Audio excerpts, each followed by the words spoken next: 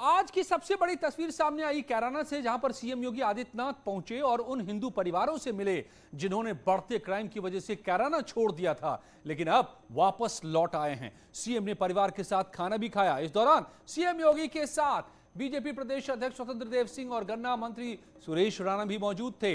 इसके बाद सीएम ने एक जनसभा को संबोधित करते हुए कहा कि प्रदेश में सुरक्षा सबको मिलेगी, लेकिन सुरक्षा में किसी ने सेंधमारी की तो उसे पता है कि फिर किस लोक की उसे यात्रा करनी पड़ेगी।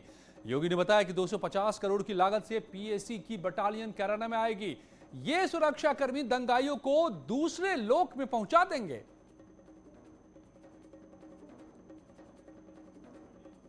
भाइयों बहनों, ये हमारे लिए राजनीतिक मुद्दा नहीं हो सकता है, ये हमारे लिए अस्मिता का मुद्दा है, आन वान और शान का मुद्दा है। हम किसी के सम्मान के विरुद्ध कोई कार्य नहीं करेंगे, लेकिन कोई हमारी अस्मिता को ठेस पहुंचाने का प्रयास करेगा, बहन बेटियों की इज्जत के साथ खिलवाड़ करेगा, निर्दोष व्यापारियों का उत्पीड़न करेगा, अराजकता की स्थिति पैदा करेगा, दंगा भड़काने का प्रयास करेगा, तो उसकी आने वाली कई पीढ़ियां भूल जाएंगी फिर कि कैसे दंगा होता है और कैसे सुरक्षा के साथ खिलवाड़ होता है। एक कैराना कस्बा आपराधिक गतिविधियों का नहीं बल्कि विकास की प्रक्रिया के साथ तेजी के साथ आगे बढ़ा है। यहां की जो मांग थी कि यहां पर अक्सर जाम होता है, आज बाईपास बन रहा है। औद्योगिक इकाइयों का यहां पर पुनर्गठन के साथ साथ नई इकाइयां लग रही हैं। काफी बड़े पैमाने पर यहां की जो औद्योगिक प्राधिकरण है उसके माध्यम से विकास और निवेश की जो संभावनाएं यहां पर बनी है, उसके माध्यम से बहुत सारे लोगों को स्थानीय स्तर पर ही रोजगार मिलना प्रारंभ हुआ है, व्यापार बढ़ना प्रारंभ हुआ है। और हमें विश्वास है कि सरकार की 2017 में आने के बाद से जो नीति रही है और आदरणीय प्रधानमंत्री जी का जो एक मंत्र रहा है, सबका साथ सबके विकास का, तो हम विकास भी सबका करेंगे, शासन की योजनाओं का लाभ भी सबको देंगे, बिना भेदभाव के देंगे। तो सीएम योगी ने कैराना में कानून के इकबाल की बात किया कि विपक्षी दलों में खलबली मच गई। देखिए क्या क्या रिएक्शंस आ रहे हैं। मुजफ्फरनगर का दंगा देश के लिए आन बान शान, ये मुख्यमंत्री कहते हैं। बड़ी ही अफसोस की बात है कि भारत के विभाजन के बाद अगर 50,000 लोग अपने घर से बेघर हुए तो मुजफ्फरनगर कांड के बाद हुए, और ये मुख्यमंत्री उसको आन बान शान से जोड़ता है। इसमें कई लोगों का मर्डर हुआ, कई हजारों की तादाद में लोगों के घर जल गए, खेतें जल गई। इनको इंसाफ की बात नहीं कर रहे हैं, वो दंगे को आन बान शान से जोड़ रहे हैं। और ये खुद केसेस विड्रॉ किए हैं, 77 केसेस मुजफ्फरनगर के। ये इनकी मानसिकता है, ये इनकी जहनियत है, जो ये आज उत्तर प्रदेश की जनता देख। उत्तर प्रदेश के मुख्यमंत्री जी अपना उलट खटोला लेके उत्तर प्रदेश के चाहे किसी भी जिले में जाके दौरा कर लें, लेकिन 5 साल तक उत्तर प्रदेश की जनता ने जो यहाँ पे महंगाई और बेरोजगारी का दर्द झेला है, महंगाई से कमर टूटी है, यहाँ विकास की राजनीति करके भारतीय जनता पार्टी नफरत की राजनीति करती रही है। 2022 में उत्तर प्रदेश की जनता भारतीय जनता पार्टी को वोट के माध्यम से ऐसा करारा जवाब देगी कि भारतीय जनता पार्टी को सत्ता से बाहर कर देगी। अब ये भी आपको हम बताते हैं कि आखिर कैराना से सीएम योगी आदित्यनाथ के हुंकार के क्या मायने हैं, क्यों बीजेपी के लिए पश्चिमी यूपी इतना ज्यादा महत्वपूर्ण है, जहां अब बीजेपी का फोकस बढ़ता जा रहा है। बीजेपी किसे साधने की कोशिश करेगी?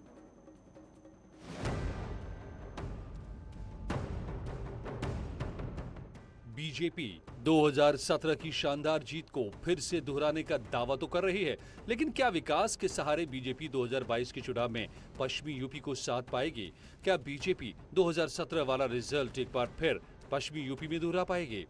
पश्चिमी यूपी में 2017 चुनाव के दौरान बीजेपी ने 136 सीटों में से 103 सीटों पर कब्जा कर लिया था। तब जाट, गुर्जर, ठाकुर, सैनी, कश्यप के साथ ब्राह्मण, त्यागी और ठाकुर जो भी बीजेपी का परंपरागत वोटर माना जाता है वो बीजेपी के साथ आया। इसके साथ ही पश्चिमी यूपी में गुर्जर वोटर किसी भी सियासी दल का खेल बिगाड़ने की ताकत रखते हैं और इस जाति का असर गाजियाबाद, नोएडा, बिजनौर, संभल, मेरठ, सहारनपुर और कैराना जैसी सीटों पर अच्छा खासा है, क्योंकि इन सीटों पर सीधे जीत और हार को तय करने की ये ताकत रखता है। इसलिए बीजेपी गुर्जर समाज को साधने के लिए राजा मिहिर भोज की मूर्ति लगाकर संदेश देने की कोशिश की थी, लेकिन क्या इससे बात बन पाएगी और इस बार फिर से बीजेपी के साथ गुर्जर समाज आकर खड़ा हो जाएगा?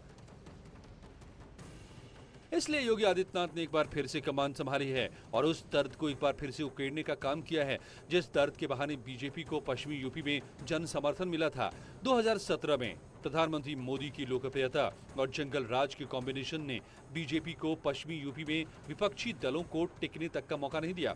यही कारण है कि 2017 में बीजेपी के टिकट पर 5 गुर्जर समुदाय के विधायक जीत कर आए। उनमें अवतार सिंह भड़ाना, डॉक्टर सोमेंद्र तोमर, तेजपाल नागर, प्रदीप चौधरी और नंद किशोर गुर्जर का नाम शामिल है। लेकिन अब अवतार सिंह भड़ाना बीजेपी का साथ छोड़ चुके हैं। मतलब इस बार बीजेपी के लिए पश्चिमी यूपी में चुनौती कम नहीं होगी। वैसे इस समाज को साधने के लिए व्यवसायी और गुर्जर नेता सुरेंद्र नागर को बीजेपी ने राज्यसभा का सदस्य बना दिया है और 3 जिला पंचायत अध्यक्ष भी गुर्जर समाज से आते हैं। इसके अलावा कैराना से सांसद भी गुर्जर ही हैं। वैसे 2014 के बाद से अब तक का इतिहास बताता है कि बीजेपी के लिए पश्चिमी यूपी बहुत मुफीद साबित हुआ, लेकिन क्या 2022 विधानसभा चुनाव में ऐसा ही होगा? क्या इस बार बीजेपी पश्चिमी यूपी के लोगों को साधने में फिर कामयाब होगी? Bureau report, network 18। और अब बात सीएम योगी के कल के शाहजहांपुर दौरे की। सीएम योगी यहां पर 2 जनसभाओं को संबोधित करेंगे। दोपहर 12 बजे जलालाबाद में और दोपहर 2 बजे शाहजहांपुर शहर में सीएम योगी की जनसभाएं होंगी। इस मौके पर वो जिले को 101 विकास योजनाओं की सौगात देंगे। बरेली मोड़ पर बिशन सिंह सेठ की मूर्ति का अनावरण भी करेंगे। सीएम योगी के दौरे से पहले कैबिनेट मंत्री सुरेश खन्ना और जितिन प्रसाद ने कार्यक्रम स्थल का निरीक्षण किया। इस मौके पर जितिन प्रसाद ने कहा कि सीएम की जो घोषणाएं होने वाली हैं वो शाहजहांपुर को विकास की बुलंदियों तक लेकर जाएंगे।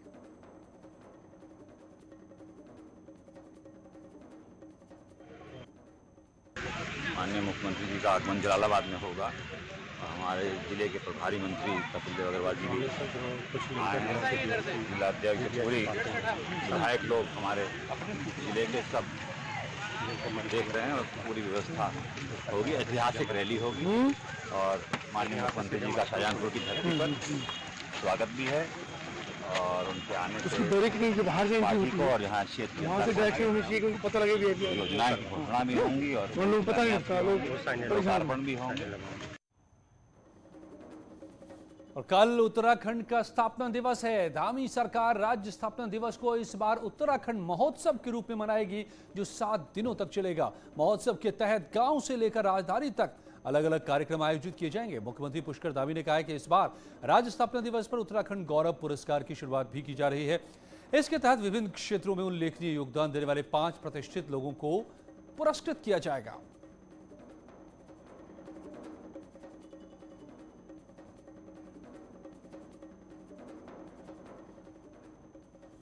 राज्य स्थापना दिवस के ठीक पहले न्यूज 18 ने सीएम धामी से बात की। इस दौरान उन्होंने विधानसभा चुनाव को लेकर अपनी रणनीति और मेगा प्लान को सामने रखा।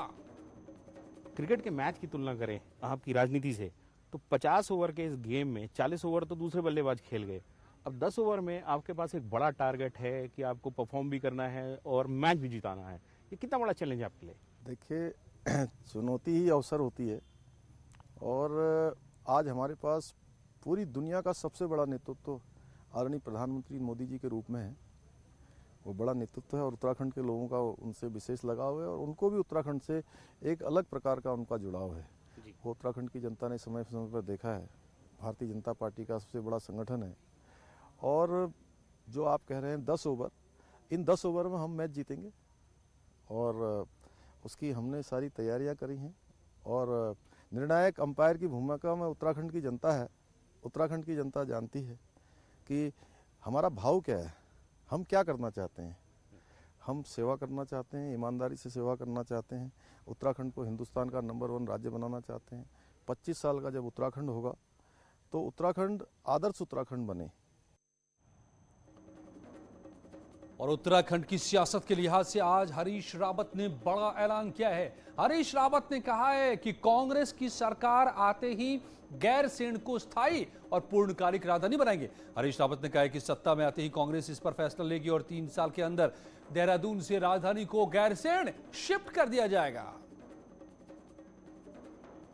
आप हमसे वो उम्मीद क्यों कर रहे हैं? हाँ, हमसे ये पूछिए आप कि गैरसैंण के अंदर जो इंफ्रास्ट्रक्चर राजधानी के लिए चाहिए वो आप कितने समय में उसका निर्माण कर देंगे? तो मैं आपसे कहूँगा कि हम 2 से लेकर के 3 साल के अंदर उस इंफ्रास्ट्रक्चर का निर्माण करें। हम 2.5 से 3 साल के अंदर पूरा इंफ्रास्ट्रक्चर ले करके राजधानी वहाँ शिफ्ट करें। और लखीमपुर खीरी मामले पर सुप्रीम कोर्ट में सुनवाई के दौरान कोर्ट ने जांच पर सवाल उठाए हैं। कोर्ट ने बिना किसी का नाम लिए कहा है कि एक आरोपी को बचाने के लिए दूसरी एफआईआर में एक तरह से सबूत इकट्ठा किए जा रहे हैं। कोर्ट ने कहा है कि वो चाहते कि हाई कोर्ट के रिटायर्ड जज आगे की जांच की निगरानी करें। कोर्ट ने यह भी कहा है कि केस में दर्ज दोनों एफआईआर में किसी तरह का घालमेल नहीं होना चाहिए। कोर्ट ने आगे कहा कि लखीमपुर में 2 तरह की हत्याएं हुई हैं। पहली उन किसानों की जिन्हें गाड़ी से कुचला गया, दूसरा उन राजनीतिक कार्यकर्ताओं की जिन्हें भीड़ ने मारा। सभी की जांच होनी चाहिए। वहीं यूपी सरकार की तरफ से हरीश साल्वे ने पक्ष रखते हुए कहा कि दोनों मामलों की अलग अलग पड़ताल हो रही है। अब मामले की सुनवाई शुक्रवार को होगी।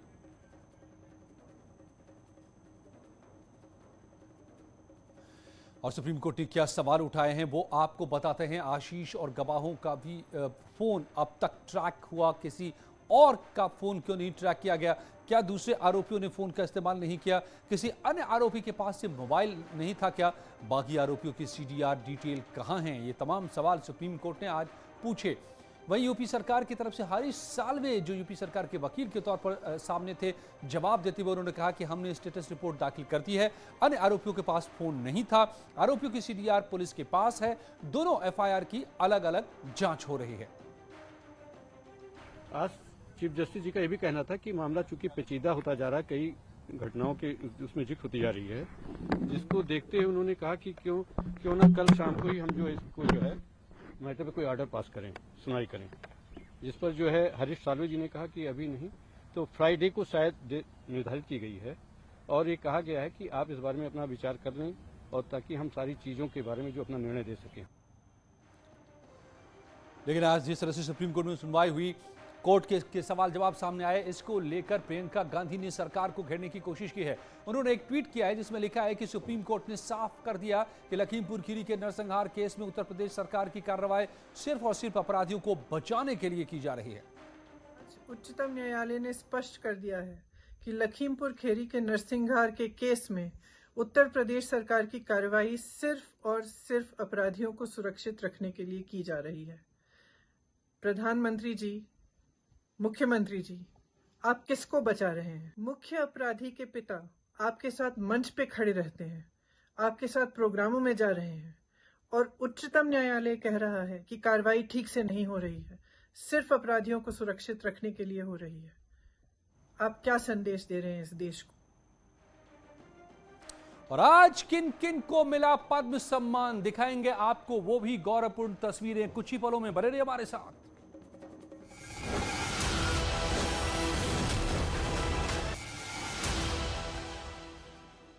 Welcome back. राष्ट्रपति रामनाथ कोविंद ने राष्ट्रपति भवन में 141 लोगों को पद्म पुरस्कार से आज सम्मानित किया। विभिन्न क्षेत्रों में उत्कृष्ट काम करने वाले लोगों को यह सम्मान दिया गया और इस बार 2 सालों के पुरस्कार दिए गए। इसमें साल 2020 के लिए आज 141 लोगों को पद्म पुरस्कार मिले।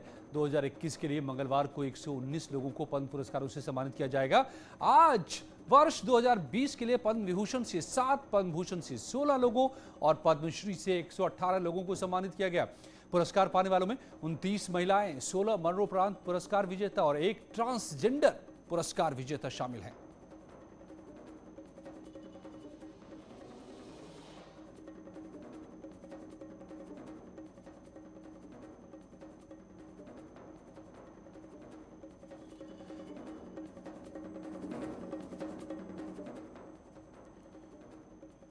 मुकेश अंबानी के घर एंटीलिया के बाहर सुरक्षा बढ़ा दी गई है। दरअसल एंटीलिया के बाहर दो लोग संदिग्ध दिखे थे। मुंबई पुलिस को आए एक टैक्सी ड्राइवर के फोन के बाद यह सुरक्षा बढ़ाई गई है। आजाद मैदान पुलिस स्टेशन में टैक्सी ड्राइवर का स्टेटमेंट रिकॉर्ड किया गया है। जानकारी के मुताबिक टैक्सी ड्राइवर ने बताया कि दो लोग एक बैग लेकर उससे मुकेश अंबानी के घर एंटीलिया का पता पूछ रहे थे और इसी के बाद टैक्सी ड्राइवर ने तुरंत मुंबई पुलिस के कंट्रोल रूम को खबर दी। मामले की गंभीरता को समझते हुए मुंबई पुलिस ने एंटीलिया की सुरक्षा बढ़ा दी। आसपास के इलाके की नाकेबंदी कर दी गई है। डीसीपी लेवल के अधिकारी इस पूरे मामले की पड़ताल में जुटे हैं। मुंबई में एंटीलिया की सुरक्षा चार चौबंद कर दी गई है। न्यूज़ 18 की टीम इस वक्त मौजूद है एंटीलिया के ठीक सामने और मेरे पीछे आप देखते हैं किस तरह से एंटीलिया के सामने तमाम जो एंटीलिया के जो निजी गार्ड हैं उनके साथ जो उनके निजी सिक्योरिटी गार्ड है वो खड़े हैं। साथ ही मुंबई पुलिस फोर्स की टीम भी तैनात है। सीधी तस्वीरें जिस तरह से यहाँ पर दिखाई दे रही हैं, जो वाकया सामने आया है उसके मुताबिक कि एक टैक्सी ड्राइवर ने मुंबई पुलिस के कंट्रोल रूम में फ़ोन किया और फ़ोन कर ये जानकारी दी कि दो शख्स किला कोर्ट के सामने एंटीलिया का पता पूछ रहे थे, जिसमें से एक शख्स का जो वर्णन किया गया है उसके मुताबिक वो दाढ़ी वाला था और ये भी टैक्सी ड्राइवर ने बताया है कि दोनों शख्स उर्दू भाषा में बातचीत कर रहे थे और एक वैगनर कार में थे। वैगनर कार का भी नंबर टैक्सी ड्राइवर ने मुंबई पुलिस में को बताया है। डीसीपी रैंक के अधिकारी जो हैं इस पूरे मामले को लेकर छानबीन कर रहे हैं। साथ ही टैक्सी ड्राइवर का जो पूरा बयान है वो मुंबई के आज़ाद मैदान पुलिस थाने में लिया जा रहा है। कुल मिलाजुलाकर एंटीलिया की जो सिक्योरिटी है वो बढ़ा दी गई है और मुंबई पुलिस इस पूरे मामले को लेकर गंभीरता से आगे की तरफ रुख कर रही है और पूरी तरह से छानबीन करने की कदम की ओर है। मुंबई से कैमरामैन सरोज जलाल के साथ सर्वेश तिवारी, न्यूज़ 18 मुंबई। और प्रतापगढ़ से बड़ी खबर आई है जहां पर आईएएस के भाई की पीट कर हत्या कर दी गई है। इलाज के दौरान अश्विनी शुक्ला की मौत हो गई। केजीएमयू में चल रहा था अश्विनी का इलाज, उधार पैसे मांगने पर हुई थी पिटाई। आरोपी को पुलिस ने गिरफ्तार कर लिया है। महेशगंज के पूरे हरिकेश गांव की घटना।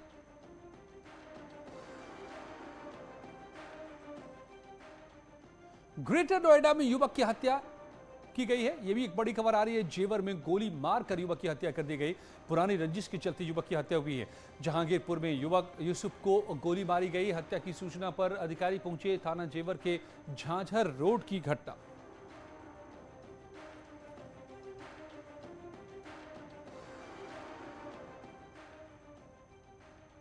तो लाख टके की बात में आज इतना ही। कल रात 9 बजे फिर होंगे हाजिर, लेकिन आप कहीं मत जाइएगा। ब्रेक के बाद आपको दिखाएंगे मिशन यूपी के लिए मोदी योगी का मेगा प्लान।